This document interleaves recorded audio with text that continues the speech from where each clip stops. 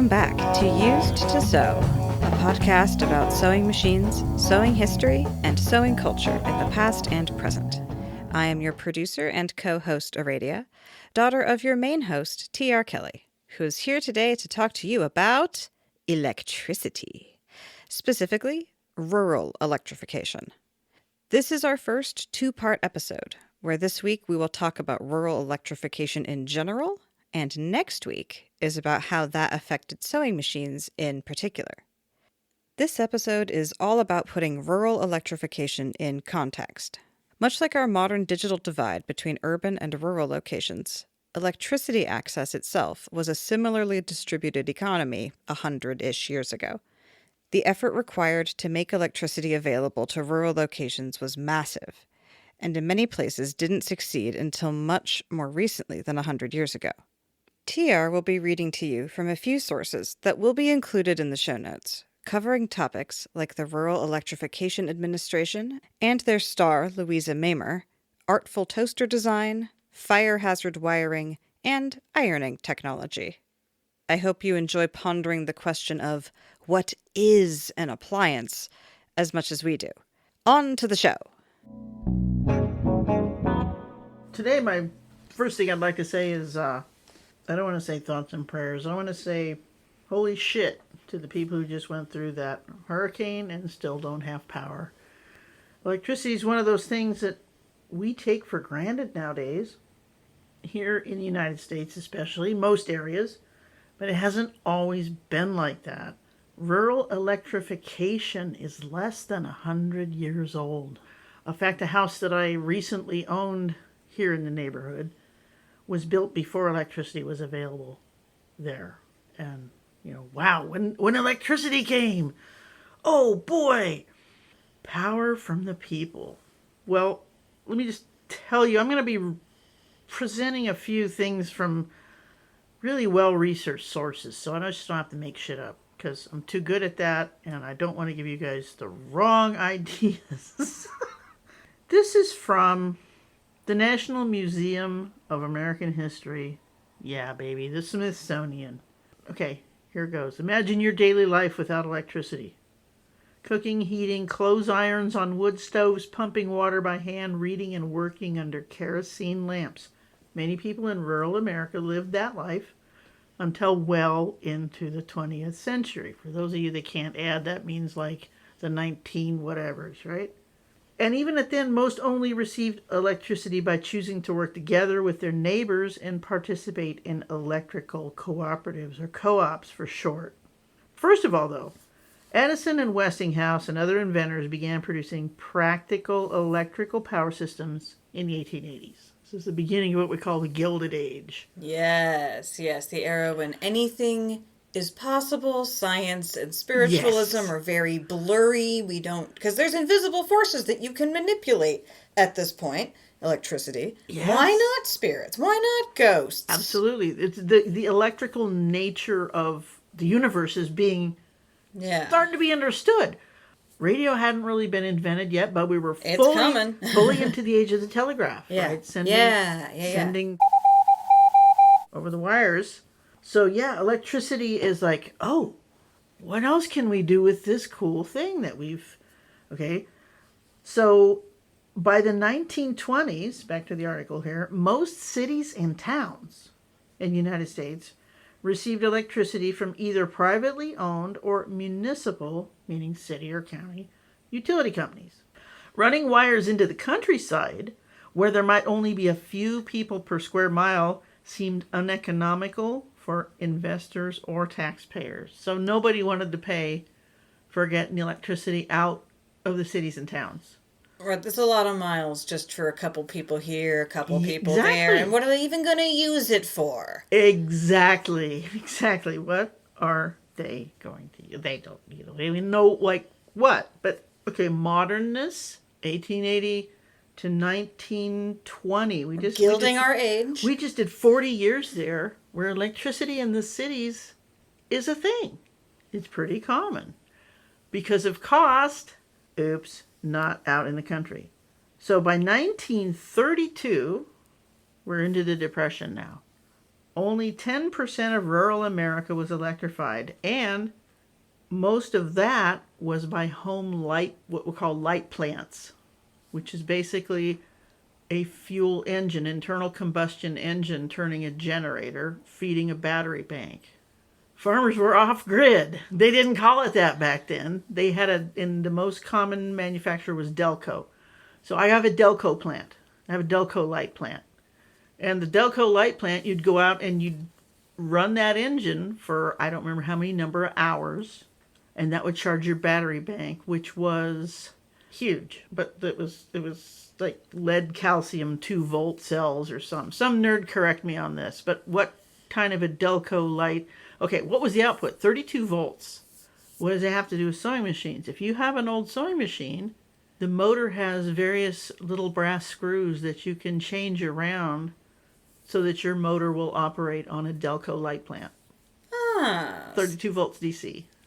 Now, I've got 12 volt and 48 volt systems, and I have not tried a 32, but that's one of my goals for this year, is to change one of my old Singer BT motors from the 1920s over to that voltage and have my son build a battery that will run that, so I can have a solar-powered electric sewing machine experience. So even if you were out in the country and you wanted to get the little farm wife one of those newfangled electric sewing machine motors, now she's been sewing on a treadle since forever. 1872, right? Sure. But this is the little standalone electric motors are becoming available. What can you put a motor on, right? The motorization of gadgets. Yes. What can be motorized? Well, the first thing on a farm that people motorized with their Delco light plant was the well pump. Sure, that makes total sense. Obvious labor-saving device. Oh, yeah. The second thing they really, really, really wanted, lights, fans, and radio. When radio was invented, which was in the 20s when people started getting radios. Right, connection to the outside world. Oh, my gosh. But lights, oh, my gosh. Being able to see after dark. Yeah. Holy shit. Think of in the winter, your house is closed. The only light you have is little flames. Can you think about what the air quality was like? Why that so seems many bad. people, if you ever read the classic children's book Heidi, there's a little girl in there who's sickly and she has bright red cheeks and she lives in a closed up house in the city where they have, what do they have? Gas lamps. That girl had ongoing CO2 poisoning. Right, and getting out into the country instantly improves Goes everything. out to visit her cousin in the country, and all of a sudden she's the picture of health again because they're rumping around in the oxygen. And it takes all of 10 minutes for your blood to start recovering. Yeah. So for electricity to be light, oh my gosh. Non-toxic light. Yeah. Now, we used to need such a thing. That used to be a need we had. Absolutely. Light that doesn't poison you. The history of lighting is pretty interesting, too. It starts with things like rush lights, which is pieces of reeds stuck into animal fat or olive oil. Little tiny personal lights you can carry around. Right. So what do we want? We want lights. When do we want them? Right now. Right. Some of the early posters for the REA show a light bulb, and then in the far distance is a farmhouse. And it says, coming soon. They had to sell the communities on, hey, will you guys all band together and pledge this amount of work? Okay, so we're getting ahead of myself here.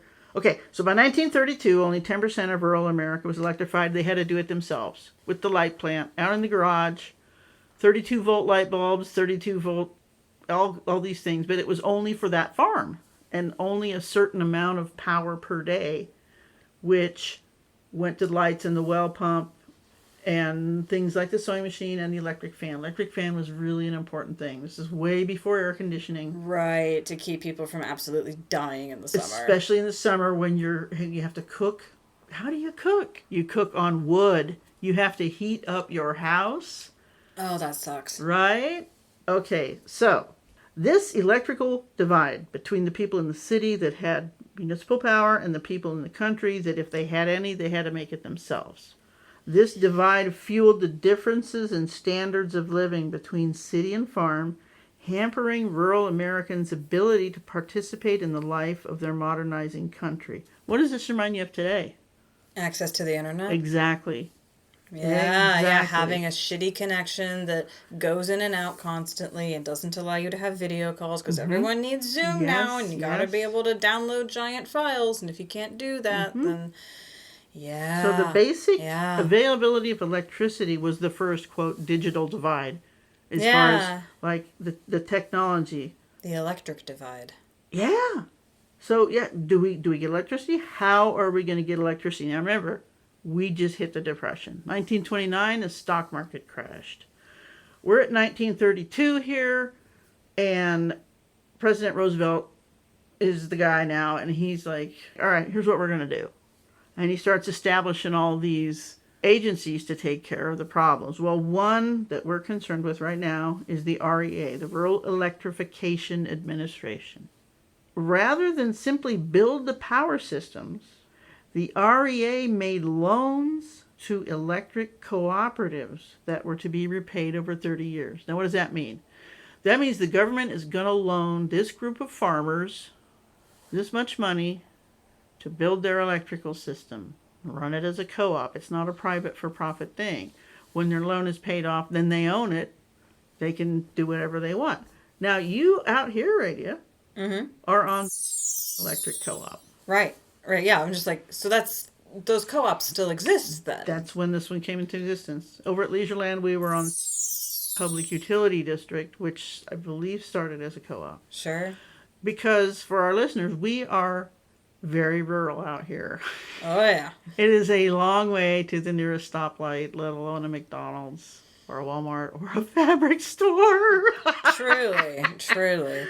So actually, electricity only came to this area in the 1950s. Yeah. Yeah. Oh boy.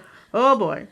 So here you are, guys. We're going to loan you. The government is going to bring you this money, but you have to work together. Okay, so how did they do that? They all learn how to stick wires in the trees. That's a technical part we don't need to know about. The groups got together. They made a co-op. They said they were all going to support it. They were going to help. The way that was built is a story for another podcast. Here's what we're interested in. Having electricity is one thing. Knowing how to use it is another. Yeah, I will refer to one of my favorite examples of this in art, which is the opening sequence in Downton Abbey. The very first sequence in the very first episode of the very first season. They're talking about the electrification of the manor and the lowest ranked kitchen girl who's been doing all kinds of labor and who you will see doing all kinds of labor with lighting fires and clearing out fires and washing clothes and all kinds of things that electricity does. Yes. At one point she turns around in this discussion the other maids are having about electricity coming to the manor and she says, what's it for? You've been watching her do all the things that electricity will replace. And it's like, girl, it's going to do what you've been doing. Oh, That's is what the it's thing. for. That is the thing. Editing Aradia popping in here. I just have to correct myself. I rewatched the opening scene of Downton Abbey to make sure my recollection was correct. And I was slightly overemphasizing the point. What actually happens is, first, the character Daisy, knocks on a door, so that's an alarm clock. Then she confirms that her fire from last night is still lit, so an electric stove. Then she confirms that she laid out the service for breakfast, which there's no analogy for, and finished blacking the stove, also no analogy, and that she has yet to lay the fires in some of the main house rooms. Electric heat. So, not some of what I was saying, but not exactly. If you watch the whole show, it is easy to see how much she does that can be replaced by electricity, but this specific scene was perhaps less all-inclusive than I said. Okay, anyway, back to the episode. To help people learn the new technology, we don't know what they did in England, I'm curious. The REA hired advisors like the very famous nowadays, for nerds, you all know her name, Louisa Mamer from Southern Illinois. For decades, Mamer and her colleagues traveled around the country staging what they referred to as an electric circus. They taught people who had never used electricity how to operate and maintain equipment, cook, and do household chores with electricity and use it safely. Having grown up on a farm, Maimer understood firsthand how difficult rural life could be and how people might feel pressure to abandon farming, right? Oh, yeah. I can see why you'd want to leave There's an entirely. old song says, how you going to keep them down on the farm once they've seen Paris? Sure. I think it's a World War I song, I think. Yeah, yeah. And especially since World War I has happened, and a lot of these farm boys have been through cities and they've encountered electricity. Like, oh my God.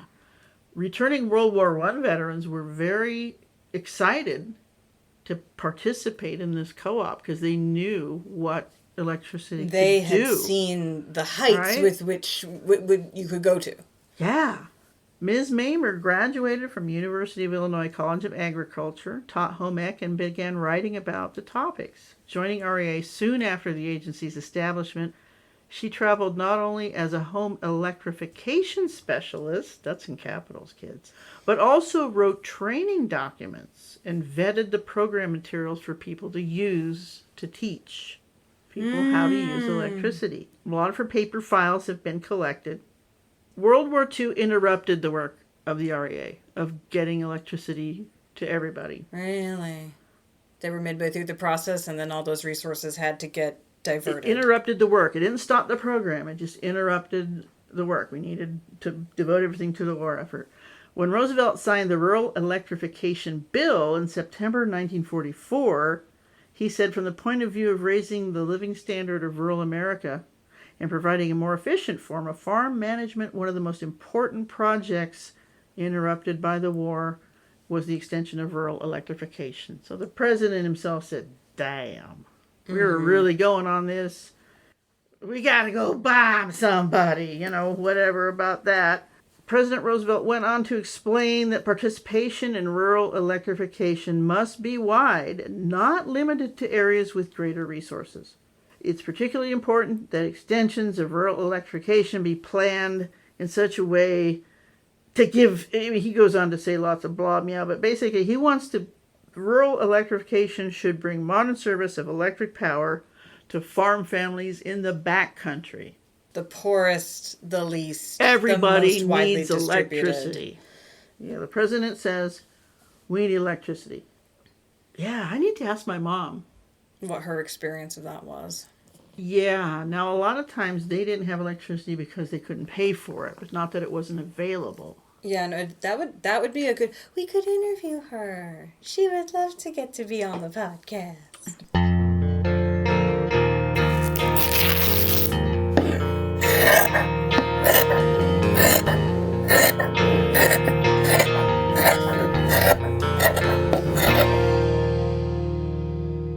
Okay, so now we're going to talk about Ms. Maimer and the thing a little bit more about what the show actually was and how she actually did stuff. The page we're on right now is Rural Electric Magazine, cooperative.com. The author of this piece is Frank Gallant, published March 4th, 2019. And we're talking again about Louisa Maimer, who worked for the Rural Electrification Administration back to the 1930s, the dirty 30s. Before World War II, few rural women were familiar with electric appliances. I'm even talking light bulbs, okay? Rural country people are still using wood stoves to cook on, to heat with, to lighting with kerosene. The Rural Electrification Administration had to do something about the fact that nobody knew how to use electricity, because if they didn't use electricity, the rural co-ops wouldn't be able to pay back their loans. They have to make money. Okay, we lent you this money to build the system. Now you got to make it pay the loan back. Sure. So how do you sell people something they don't know they need? Right, you have to educate them on the need, which is kind of sleazy in some regards, but also legit in this regard. I mean, it's new technology. This is kind of like the sewing machine. It's going to make a lot of people's lives really easier right away in the short term. Then what? So let's talk about Louise Maimer. She hit the road with the REA Farm Equipment Show, which boosted 2 big top tents and soon became known as the Electric Circus.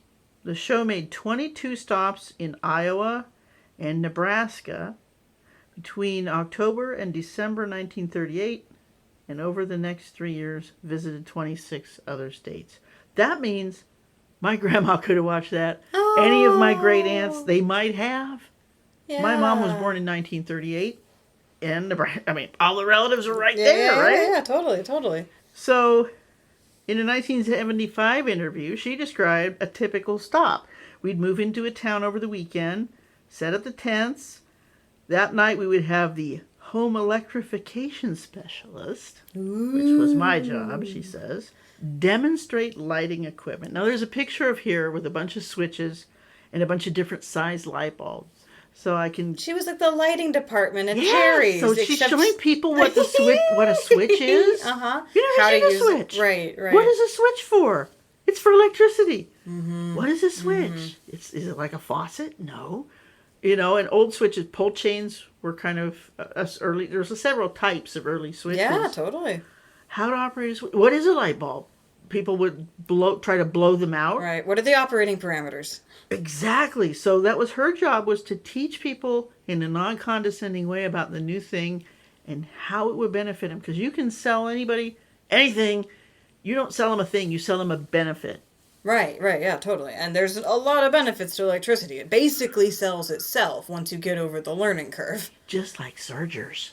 Yeah, totally. Because that's what I learned at Singer, back to sewing machines, is that you're not selling a machine, you're selling a benefit. You're selling Mrs. Customer creativity or free time or lack of frustration. You're not selling her a piece of metal. Okay. So what she's selling these people, you need to know how to use it, but she's also selling them modernity, urban sophistication. We have electricity now, right? The pulling yourself up by your bootstraps is currently working. Observe the bootstraps manifesting and pulling up. Isn't this neat? Yeah, so she's got this little board with all these different sizes of light bulbs and signs that talk about watts, and there's little diagrams on the wall. So she's explaining what a light bulb is and how it works and what a watt is. Okay, so that's nighttime, the lighting demonstration. Of course, it's dark. The next morning, she says, we'd have a laundry equipment demonstration at 10 a.m. Yeah. And in the afternoon, we would demonstrate small appliances. Now, I'm going to bet the sewing machine was in there. Even if it was an old treadle that had a motor bolted to it, which was probably the most likely scenario. That was the way to do it until 1920. We're coming up to that part. And then later in the evening, there would be an electric cooking duel between two of the men. Ooh. That was the highlight of the whole program. It all built up to like a barbecue off, basically? They had to cook. There was a whole meal that they had to cook in the electric stove. Wow.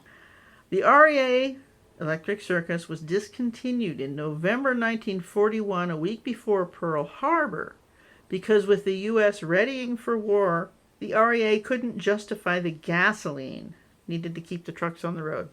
At that point, Mamer and her colleagues had demonstrated for nearly 1 million rural people. Wow, that's a lot of We're talking America. rural people, that's not a lot of America. cities, right? It's a lot of rural America. I mean, my family's from in that era. Like I said, my mom was born in Southwest Iowa in 1938.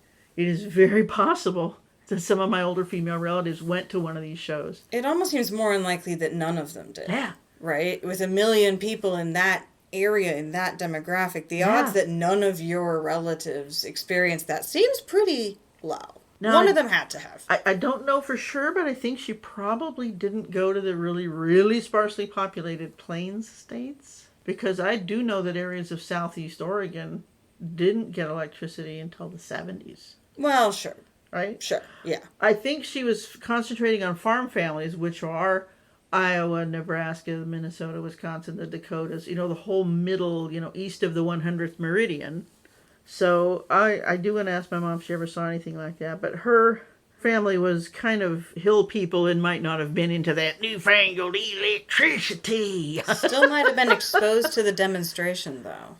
Just they out might of have sheer been. Curiosity. And probably, I wonder, they might have even went to things like county fairs and stuff. Because Exactly, I do know that exactly. Singer and the sewing machine people did. Okay, so after she went around and demonstrated all this stuff and showed it to people, the rural electric managers and project superintendents were ecstatic. Memberships in the co-ops grew. People wanted to be part of it. Appliance sales, oh boy, now there's a market for all these things people are inventing, right? Oh, yeah. Kilowatt hour sales of electricity grew. Now, along with the sewing machine, there were other appliances being, quote, invented. I mean, there were things that had never existed before electricity. Oh, let me try to think. Well, a light bulb. I mean, okay, it's replacing a candle or a kerosene lamp. Toasters. A lot of people are really into toasters. Now, there were ways to toast bread on a fire. Oh, yeah.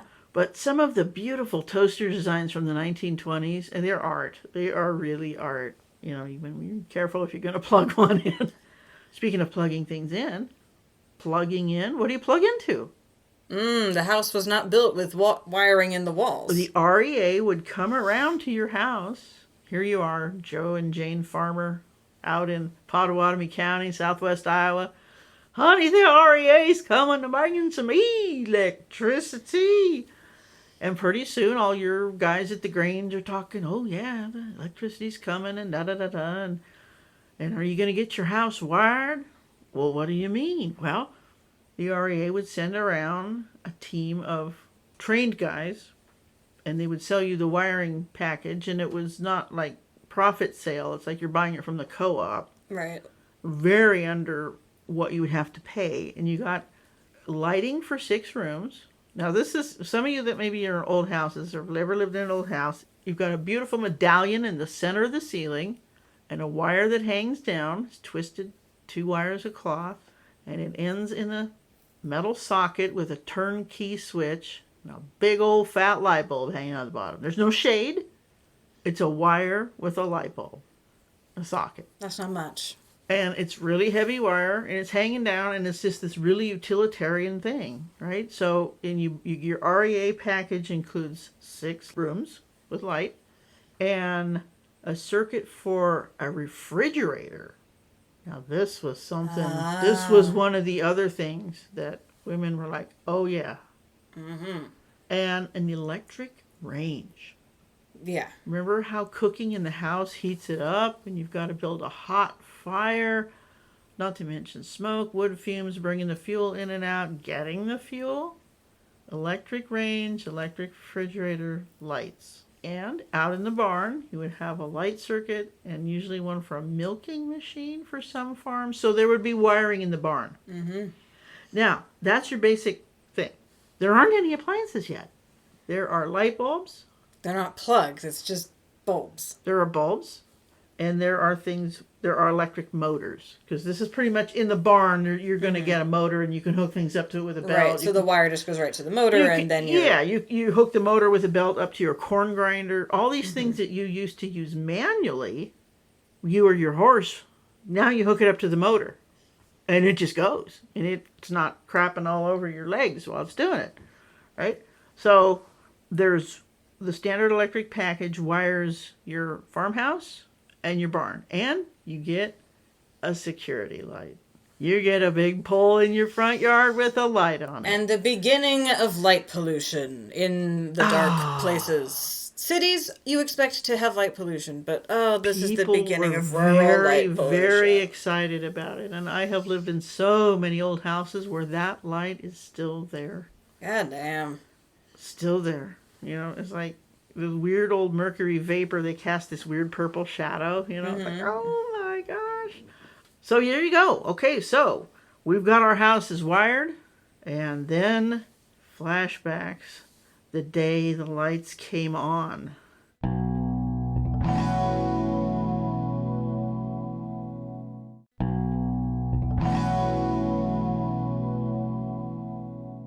The electricity's coming. They said so. Yes, I'm going to order the package for my farmhouse. What do you think, Jane? Whatever you think, John.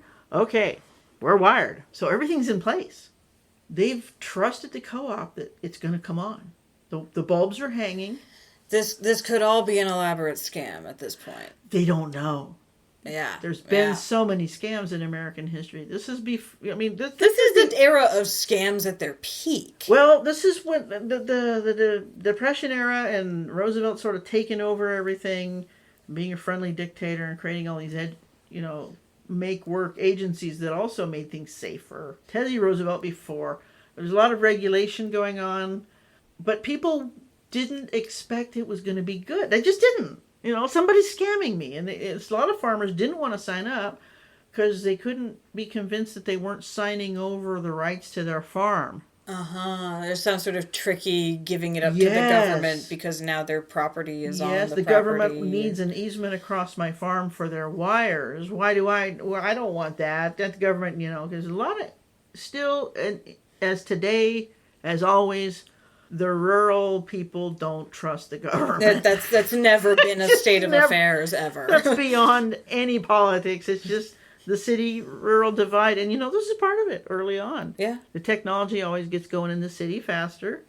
They blame the country people for being slow. Well, I had a neighbor that was still using dial-up internet 5 years ago. Yeah. Out here. Yeah. I know the one. So, oh my gosh. Well, I seen Joe Bob and his crew, because they would have all the farm boys working the crew under the direction of an experienced wireman, they called him. Well, then came the day that the lights came on. And if you ask people of a certain age where they were, they'll always remember. Mm-hmm. They'd be sitting at home and all of a sudden, they would glow. Oh, the bulbs! And they didn't have any shades on them. People wanted to stare at them.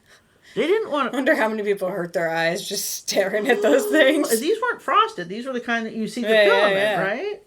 And they're staring at these bulbs, and it's just such a wondrous thing. It's kind of an act of God. I mean, it's what did you just put lightning in a jar on command? Oh, and a lot of farmers were very afraid because they didn't know, like electricity, it's the same as lightning. Mm-hmm. So in the electric circus, Louisan and her people would go educate the wives on the domestic use, and they would have male demonstrators go in the barn and talk to the farmers about grounding and electricity, electric safety. Safety was a big part because electricity was so new, they didn't want to make a bad name.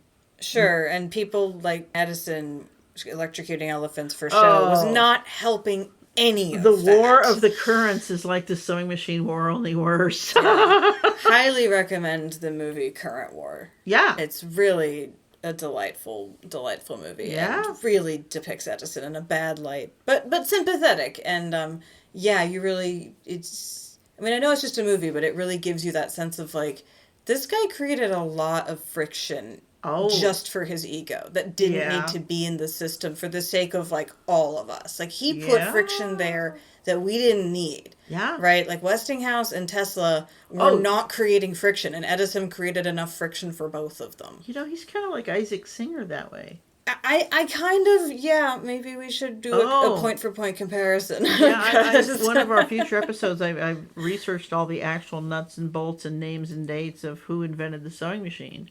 But yeah, the parallels of the electric wars and the sewing machine wars are quite... It was that age of invention, the industrial thing. Yeah, men in vests yelling at each other through bushy mustaches.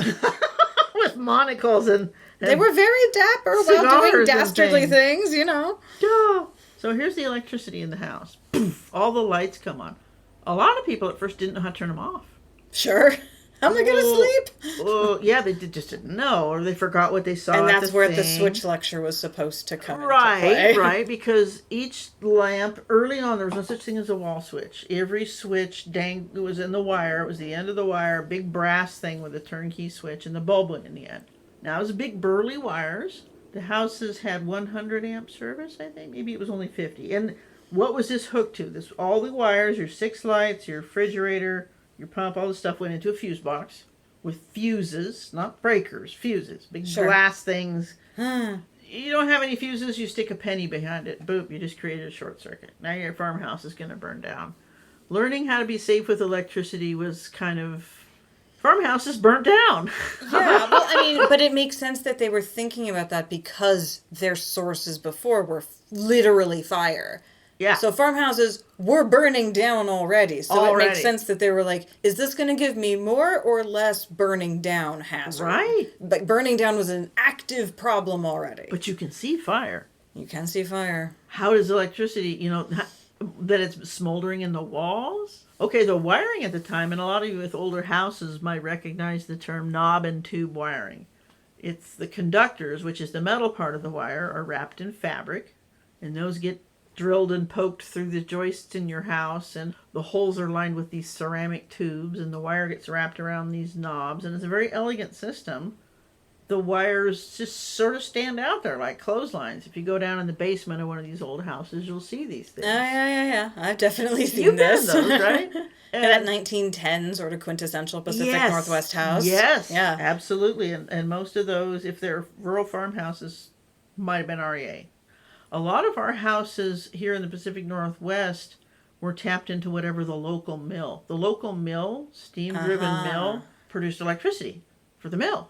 Well, and a lot of houses, so that's another 32-volt source, or another different voltage source. That old sewing machines, the motors will say this many volts, and there was more than 32 DC. A lot of mill towns, not only here in the Northwest, but in coal country. Any place where steam machinery was being used, excess steam power often created electricity, which was a benefit for the town. So a lot of little isolated towns had electricity, but it wasn't REA. REA was mostly a farm belt thing, not out here on the West at all. I don't know any REA out here on the West. Doesn't mean there isn't any, but I don't know of it. It was more of a Midwest thing. Some nerd correct us. So please tell us more about electricity on the West Coast that wasn't related to, mills, sawmills. And even in Eugene, clear up until I think the 80s or 90s, downtown was powered by steam. Mm-hmm. Yeah, Corvallis has the same round patches for sawdust to get put into the basement. Yes, into the basement. The well hall used to have a sawdust burner. I saw that exact same infrastructure up in Corvallis when I was there. I've seen it in Portland. Yeah, it's totally a thing. So here's Ma now. She's in her parlor with the old electric light blazing overhead. Isn't that great? Hey, I can catch up on my sewing. She wheels out the old sewing machine, the treadle, right? She can really see now. This is great. Wow. Somebody at some point says, hey, let's put a motor on that sewing machine. Now, sewing machines have been around 70 years already without electricity. Mrs. Farm Wife, let's say, and all the lights have come on. Every room has a beautiful glowing globe of Edison goodness. And, my God, she can see the seams, the stitches. She can sew after dark. Yeah. Now, she's not going to strain her eyes. If you've ever tried to sew by lamplight. Oh, it's flickery. The constantly changing angle of the light is oof. You wind up you just can't. It really can't be done. So the invention of different, more efficient types of kerosene lights helped out, but electricity wipes all that. So here's the farm wife. In the sewing machine was usually in the parlor. In a house that was going to get electricity. Your average working class or middle class house, going to get electricity. There's a parlor, and that's usually where the sewing machine is. And that's why they were pretty, because they were parlor furniture. The light's on. I'm sewing. I can see what I'm sewing now. It's time to press the seam. Ah, yes. Pressing. Back to the irons. Now, okay, well, why do you even need to iron? What is that? Okay, remember we talked about natural fabrics. Why, so why do people have irons in the first place? Well, one reason is smoothing, but another reason we don't think of is body lice. Oh, yeah, I didn't think of that. Yeah. No. Yeah. Wow. Yeah, because you don't have dryers. Right? There's no electric dryer. No, and sunshine kills all kinds of bacterial things. But if you've got lice eggs or whatever, I mean, these things are sticky. They hang on in your clothes. Let's not judge our ancestors for stuff they had to deal with that we don't. I'm just glad I don't have to live then, that's all. Oh, but irons were used as early as 1st century BC in China. Sure. And it was an iron box which could be filled with hot coals. And despite the risk of fire, liquid fuel irons were sold in rural areas of the USA clear up through World War II. No, thank you. In India, they use burning coconut shells in the tin box. Makes sense. But smoothing fabric, you've washed it. It's crunchy. It's part of looking good. If you're going to have beautiful clothes and you've sewn things, so they were usually called smoothing irons. Sad iron comes from Middle English sad, which means solid. They weren't a cube that you put hot things into. They were a solid slab of metal that you heated on a fire or a stove. This is the kind I've used. That's the kind I've used. Stove. I actually have a set in my closet now that I could use in theory. Wait, you still have those? I believe so. Oh, I want to try them out with my solar thing. Yeah, totally. I want to do solar ironing. I'm pretty sure that they're still in my closet. But I need a sad iron to do it, right? Because you're heating this slab of iron. They're doing it on a wood stove or coal stove or whatever back then. A laundry worker or a housewife employing these irons would employ many. You can even see stoves from this time, and they have a rail where you can set all your irons. They're little small sewing laundry room stoves. You have like 5 going, and you iron with one until it's cool, and then you put it back on the rack and pick up the next one. Okay, so as the iron in use curled down, it'd be replaced by a hot one. Okay, so here we are, Mrs. Housewife. She's trying to iron in her sewing. Oh, hell no, I ain't firing up that wood stove. Electric irons. The invention of the electric iron was 1882. Remember we talked about electricity was available in cities pretty much by then. Some of the earlier ones were introduced were too dangerous to be successful. That's the early electric irons had no way to control the temperature. So it was hooked up to the electricity until... Oh, it was hot or not. Yeah! And the first one with a control on it was 1920. Okay, so we're not going... But remember back... Electricity, okay? Like, the Depression hasn't happened yet. Rural electrification hasn't happened yet. 1920, okay, we already have that, but the farm wives are still using the burn myself irons. Early electric irons. This was fun. Charcoal-filled irons are still popular today in many less electrified part of the world. So that would be what you would use in the summertime. Because it's a lot less heat momentum to build a little fire than to heat up a solid brick of iron. Yeah, in the winter when you got that wood stove going anyway, you're baking bread, you're heating iron. Some of those big old stoves have a spot for all this stuff. Right, Rising your bread, baking it. Put the irons on this part here. But in the summer, having one that your charcoal's outside, you go out, you put some coals in, That makes sense. There were even, during the age of gas lighting, people experimented with gas irons. I mean, why not? This was dangerous. I can see why that was a short-lived experiment. There's a picture of a lady using one. This was a very short eco development, yeah. The early 20th century enthusiasm was building for the new electric smoothing irons. Clean, powerful, adjustable, labor-saving. They didn't make you roasting hot. They didn't carry soot or ash. See, here's another thing. If you're heating your iron on something with fire, there's a chance there's going to be something dirty on that that's going to get on your fabric, right? Which would suck. So the hot point iron, they still make irons, was launched in 1905, was the first electric iron to have any commercial success. Now, here we get back to the story of electricity. By the 1920s, enough people had homes wired for electricity for electric clothes irons to become a thing. So now in the city, she's got light, and she's got an electric clothes iron, which she can use in her sewing machine. How does she plug it in? Well, she doesn't want to lose the light. There's all kinds of electric doodads, they're called socket doublers, that you could invent. So you could plug 2 things into your light bulb socket. It's just a splitter. So you've got a light bulb on one side, and you've got this screw-in plug thing with the twisted wires coming out. That's your iron. Now, remember, people don't know about electricity so much, like watts and amps and resistance. Yeah, I was just wondering about that. And so the iron is okay. It's one heat-producing appliance.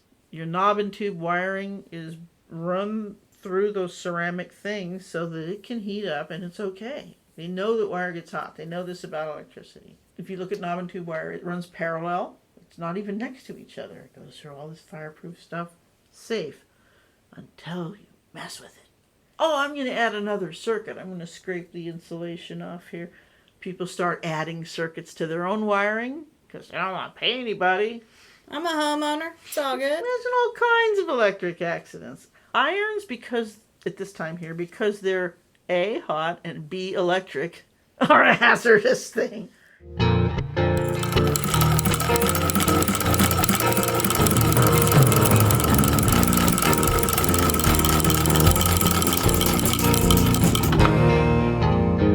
Okay, by the 1930s, we're right before the REA here. By the 1930s, the iron's only rival for most popular electrical home appliance was the radio. Ah, now we're getting into entertainment appliances. Entertainment's really broad. Light bulbs were not considered appliances. They were separate. Sure. Iron was an appliance, a toaster was an appliance, a waffle iron. Some people argue about if a sewing machine is or not because it existed before electric appliances. It's not an appliance. But it fulfills the same kind of function as an appliance. Some people think appliances means electric. I mean, I use my food processor as a cheese grater. But does that make my cheese grater an appliance? Exactly. Or your wheat grinder, your hand grinder. Is that an appliance or is that just a farm tool? So appliance usually defaults to electric, but sewing machines usually get left out. Sure, but at the same time, most of my machining experience, my whole life has been electric, which would be an appliance. But you don't think of it as an appliance, right? Well, I do. Do you? Yeah. I do too, because it was That's probably why I do, is because you do. The history of the sewing machine, as we'll get to, who invented the sewing machine. It was the first complicated machine in the home that women were expected to operate. So in a way, it predates washing machines or anything else. The first machine for women, the sewing machine. The grain grinder, no, because people didn't grind grain at home. Right, it was done by the miller. Communal thing. Yeah. So let's get back to irons. Irons, only radios were better. And if you watch old movies, the housewife ironing and listening to the radio. Yeah, it was just as thing, you're saying right? that, it was like, that picture that goes right up through like the 1950s, 60s. Yes, my mom is the radio while doing the ironing before, and then TVs. My mom, I remember watching TV. She'd be watching soap operas on a little tiny black and white TV. We have an ironing board here, people. We have an ironing board sitting right next to us. This is what it sounds like, and it's low down. And my mom would iron at a low-down ironing board. And I remember the basket of clothes, the iron, the ashtray. And these are the days of our lives. Do-do-do-do. The little, theme song thing. Tracy, sprinkle those clothes for me. Sprinkle the clothes. There's this little cork top thing with a shower head on it that you'd put on a pop bottle. Because Mom didn't have a steam iron. That was fancy. Right? Just a plain iron. Yeah. Steam iron that didn't happen yet. Gotcha. I mean, I think other people had them, but we didn't at my house. We did not. We read about steam irons. One more thing. I don't want to talk more about steam irons. I want to talk about most vintage irons. Now we're talking back to electricity and how do they plug them in. They plugged them into a splitter with the ceiling lamp. And the electricity system was not overloaded yet. Because even then, an iron is a high wattage. Anything that produces heat draws a lot of electricity. Right. But your REA system is still fairly new. You haven't spliced into it. You haven't plugged too many things into it. Hair dryers haven't been invented yet. Curling irons were, though. Curling irons came really quick. An iron for your hair, and they plugged in the same way. I remember that from that movie about the woman that did she was like one of the first black entrepreneurs in the Gilded Age. And she had a hair business. Oh, yeah. And I remember the hot comb. Yes. Was like a big part of that plot. And I can never remember the name of this movie. I'll look it up for the show notes. But that was a big part of that, was using the hot comb and the cream and all of that. Yeah, my grandpa had to have that. He had real kinky hair. But yeah, that was the thing. If you had kinky hair, you wanted to flatten it out. And the flappers of the era wanted the waves. They wanted those little curls in their hair. Oh, yeah, the sculpted. You're right. Yeah. So there was this curling irons. The first curling irons were in the 1920s. Jeez. So that first home care appliance. Even before electric razors or anything. The curling iron. Again. So iron, smoothing things out, heating things up. Manipulating natural fibers, including human hair. That's exactly what irons are for, is breaking the thermostatic bonds of fabric and getting it to lay flat. So yeah, here's Mrs. Farmwife sewing room. She's got her electric light bulb, and she's got her electric iron. Stay tuned for the next episode when we tell you about her electric sewing machine. Ooh. All right. This has been Used to Sew, and stay threaded. Stay tuned. Keep your tension just right. And there you have it. Another series of semi-organized tangents around rural electrification in the 20th century, which wandered through off-grid power systems, safe versus dangerous lighting sources, the day the lights came on, and multiple movie or TV references that I explained to my mom. Also, my first mid-show correction. Fans of my other podcasts may already be familiar with editing Aradia occasionally showing up. It doesn't happen often through the magic of editing, but sometimes it's necessary. Did you agree with our discussion about what defines an appliance? Sound off in our Patreon or on our social media. Next week, we will continue on this topic, diving into how rural electrification affected sewing machines specifically, including ripple effects into our own family history. As a reminder, we are unofficially sponsored by Stagecoach Road Vintage Sewing Machine, who do repairs and restorations.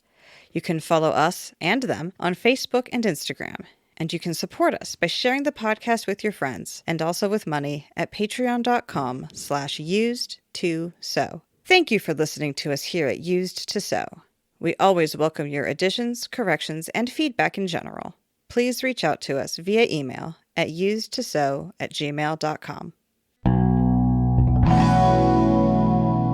Used to Sew is a production of Fox and Raven Media.